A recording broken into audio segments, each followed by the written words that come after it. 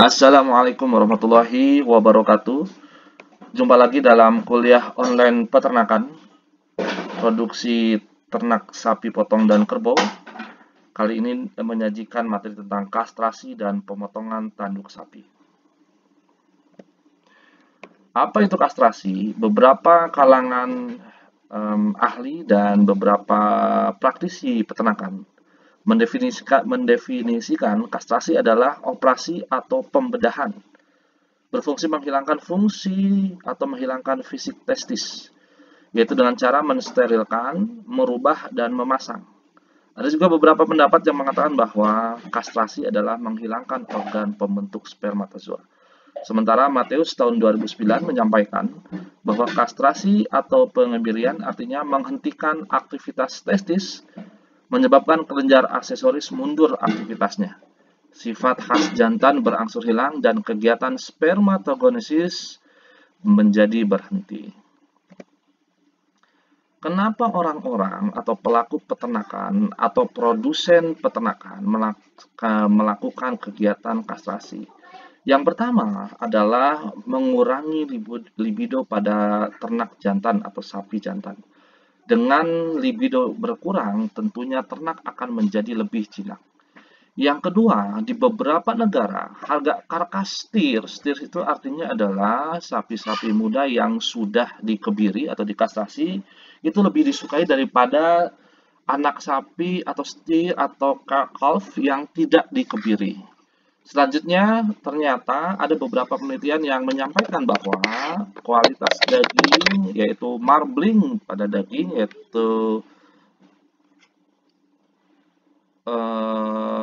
lemak-lemak yang ada itu bisa masuk ke dalam sela-sela daging dan ini sangat disukai oleh konsumen.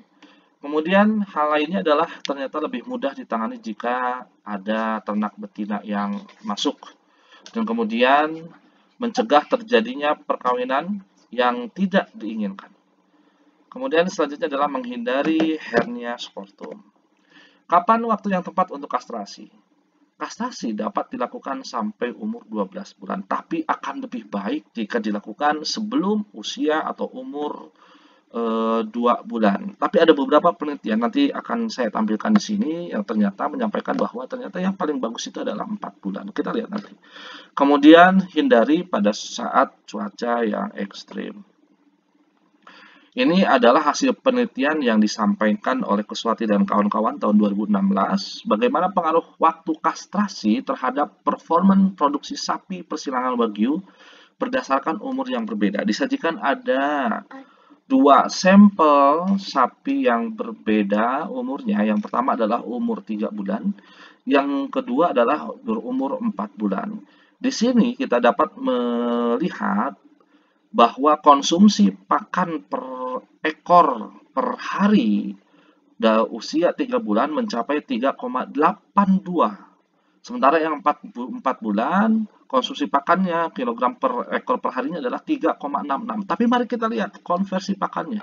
Ternyata konversi pakan di usia 3 bulan itu kurang begitu bagus dibandingkan dengan usia 4 bulan, di mana umur 3 bulan konversi pakan yang dihasilkan adalah sekitar 5,15. Sementara untuk yang 4 bulan adalah 4,48. Ini menandakan bahwa sapi yang berumur dikastrasi umur 4 bulan, konversi pakannya itu lebih baik atau kualitas efisiensi produksinya lebih baik dibandingkan dengan umur 3 bulan. Kenapa? Karena dia berhasil bisa menghasilkan konversi pakan yang lebih maksimal dibandingkan dengan umur 3 bulan. Kita ingat bahwa konversi pakan itu adalah bagaimana setiap ekor ternak dia bisa menghasilkan 1 kilogram daging atau bagaimana dia bisa mengesensiasikan pakan menjadi daging sehingga itu yang dikatakan sebagai konversi pakan. Kita lihat ini konversi pakannya lebih bagus daripada yang usia 3 bulan. Sementara kita lihat pertambahan bobot hariannya. Umur 3 bulan bobot badannya 83 kg, umur 4 bulan 118. Ini bobot badannya. Kemudian kita lihat bobot akhirnya 3 bulan 105, 146. Kita lihat PBB-nya. Ternyata PBB-nya pun sama, ini menghasilkan hasil yang berhubungan dengan rata-rata konversi pakan, di mana usia 4 bulan menghasilkan rata-rata pertambahan bobot badan hariannya adalah 0,85. Artinya dapat kita simpulkan bahwa kastrasi yang lebih baik, yang bagus adalah ternyata pada umur 4 bulan. Kenapa 4 bulan disinyalir? Karena 4 bulan itu beres atau selesai masa sapi dibandingkan dengan usia 3 bulan. Usia 3 bulan di mana banyak peternak-peternak yang melakukan penyapihan ya antara 2 sampai 3 bulan, di mana usia 2-3 bulan itu kira-kira sepedet dalam keadaan stres ketika lepas sapi dari induknya. Mari kita lihat ini yang akan dikastrasi itu mana, bagian apa? Tentunya bagian reproduksi jantan, bukan reproduksi betina. Ini penis dan kemudian nanti berhubungan dengan testis yang akan kita akan konsentrasi di kastrasi tentunya adalah di bagian dalam spertum atau testis dan juga di bagian saluran sperma. Ini saluran spermanya. Bagaimana metodenya? Mari kita lihat. Yang pertama adalah metode Bourdizo. Bourdizo ini adalah diambil dari alat tang atau alat untuk menjepit saluran sperma.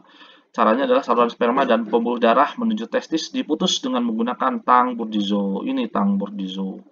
Kemudian yang dilakukan adalah mari kita lihat, tentunya harus disuntik dulu di bagian dekat dengan pembuluh darah dan dekat juga dengan di daerah saluran sperma, disuntik dulu. Nah, yang harus dilakukan adalah kita menjepit tidak dua-duanya tapi satu persatu. Misalnya di sebelah kiri dulu, testis di sebelah kiri kita jepit dengan menggunakan tang Bourdizo sampai yakin rapat. Dan kemudian sisakan beberapa senti ke atas dan kemudian kita jepit yang sebelah kanannya. Jadi sebelah kiri dulu, sebelah kanan, atau kebalikannya, sebelah kanan dulu baru sebelah kiri. Kemudian dijepit kurang lebih 10-15 detik proses penjepitannya. Selanjutnya adalah metode yang kedua, rubber rings, yaitu kita menggunakan alat tang untuk bisa membuka karet, yang kemudian adalah di sini ada rings ya atau karetnya. Kemudian apa yang dilakukan? Karet dipasang pada pedet antara lahir sampai dengan 10 hari. Jadi dengan menggunakan tang ini, kemudian karet ini akan terbuka, kemudian dimasukkan ke dalam skortum bagian luarnya. Ini disebut dengan metode tertutup karena memang tidak ada darah yang keluar. Kemudian elastic ring ini dimasukkan dan menjepit kedua saluran testis di sini. Nah, kerugiannya apa? Kerugiannya jika menggunakan sistem ini adalah sewaktu-waktu karet dapat rusak, sehingga kastrasi tidak berhasil. Dan kemudian yang kedua adalah ini umur yang bisa digunakan dipakai untuk pemasangan rubber ring ini ya berkisar sampai dengan 10 hari. Di atas 10 hari biasanya tidak optimal. Kemudian kelebihannya ya bloodless, tidak menghasilkan darah dan cepat dan mudah. Nantinya hasilnya akan seperti ini. Kemudian metode yang ketiga adalah open wound castration atau disebut dengan operasi pembedahan pensayatan. Beberapa pelaku biasanya tidak menggunakan anestesi tapi langsung saja dengan proses pembedahan. Apa yang dilakukan?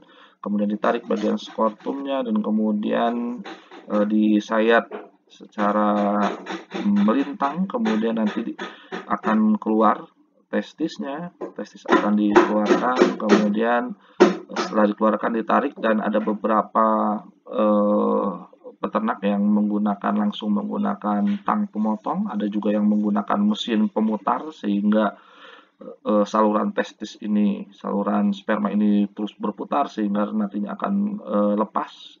Ini juga sama, dan kemudian setelah itu ditutup, ada yang menggunakan dijahit, ada pun yang dibiarkan saja begitu. Nah, kemudian kelebihannya apa dari open wound castration ini atau teknik pembedahan ini? Sifatnya permanen, sehingga tidak ada kemungkinan sperma yang dihasilkan kemudian mengurangi keagresifan karena testosteron sama sekali tidak ada. Kenapa tidak ada? Karena testisnya dua-duanya dikeluarkan. Dapat digunakan pada pedet atau sapi dewasa. Kelemahannya apa? Kelemahannya adalah kemungkinan terjadi kehilangan darah dan komplikasi bagi orang-orang yang awam yang berani melakukan ini tanpa ada ilmunya. Biasanya ini terjadi kehilangan darah yang banyak sampai terjadi komplikasi. Akibatnya kemungkinan terjadi infeksi. Nah, oleh karena itu dibutuhkan skill yang tinggi dan keberanian yang cukup tinggi pula. Kastrasi sudah selesai, kita masuk ke dehorning. Dehorning adalah proses untuk menghilangkan atau menghentikan pertumbuhan tanduk pada ternak. Ada dua istilah yang harus kita pahami. Yang pertama adalah disbudding. Disbudding ini artinya adalah pengambilan tanduk ketika tanduk ini masih dalam pertumbuhan atau dalam bentuk tunas. Pada pedet dapat dilakukan pada umur sekitar 3 minggu ke bawah. Sementara dehorning, pemotongan tanduk pada ternak yang sudah tua. Pemotongan tanduk dapat menyebabkan rasa sakit yang berlebihan sehingga diperlukan pembiusan. Ini disbudding dan ini dehorning. Ini tunasnya, ini masih di bawah 3 bulan dan ini sudah kurang lebih di atas 10 bulan. Ini yang akan dipotong, ini yang tunas terlihat dari luar, yang dipotongnya itu adalah 1 cm di bawah tunas yang terlihat dari luar. Kemudian di sini frontal sinus, inilah di bagian yang harus dianestesi terlebih dahulu, atau disuntik terlebih dahulu sebelum melakukan proses dehorning. Kenapa ternak harus dehorning atau disbudding? Karena ternak bertanduk berpotensi bahaya ketika proses handling. Kemudian ternak bertanduk mengambil tempat yang lebih besar untuk makan dan melakukan aktivitas. Dan ternak bertanduk memiliki potensi mencelakakan ternak yang lain, terutama di tempat yang kecil atau terbatas. Ini perhatikan, ternyata tanduk pada pedet atau pada sapi ini juga sudah mulai muncul pada gestation, pada bulan ya, ini bulan ketiga sudah muncul titik tanduk, kemudian semakin membesar dan ke-8 itu sudah mulai ada kelihatan tunas tanduknya. Namun yang perlu diingat dalam pelaksanaan dehorning ini adalah, coba lihat, ini sebelum proses disbudding, kemudian setelah selesai disbudding, tapi setelah itu coba lihat 4 minggu setelah proses disbudding atau pemotongan tunas, ini masih terjadi pendarahan. 6 minggu baru terjadi proses pengeringan dan 9 minggu proses sudah sembuh total. Artinya ada sekitar 5 minggu sampai 6 minggu adalah proses penyembuhan total sapi untuk bisa menutup luka-lukanya. Oleh karena itu yang perlu diperhatikan tentunya adalah memberikan rasa tenang dan nyaman kepada sapi tersebut atau anak sapi calves. Kemudian setelah itu juga perlu diperhatikan juga makanan dan nutrisi yang bagus, karena memang menimbulkan rasa sakit yang luar biasa. Instrumen pemotongan tanduk pada sapi ini untuk di bawah 6 bulan, ya, menurut Alan Lay, DPI tahun 2007. Yang pertama adalah hot iron dengan menggunakan besi panas. Ini dilakukan di bawah 2 bulan, ya, menggunakan besi panas. Kemudian dehorning knife, yaitu menggunakan pisau, ini bisa dilakukan antara 2 sampai 3 bulan. Kemudian ini scope dehorners, yaitu alat ini bisa digunakan 2 sampai 6 bulan usianya. Kemudian ini cup dehorners, yang digunakan antara 2 sampai 6 bulan.